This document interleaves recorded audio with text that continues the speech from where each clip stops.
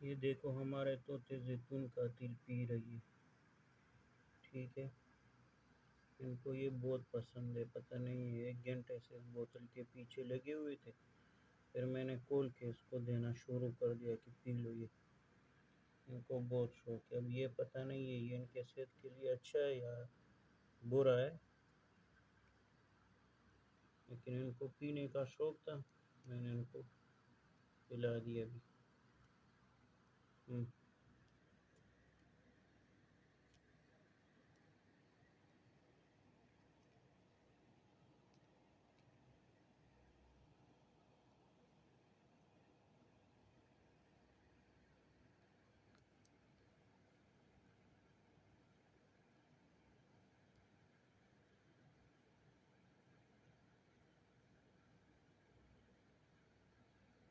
ये दुरुस्त था।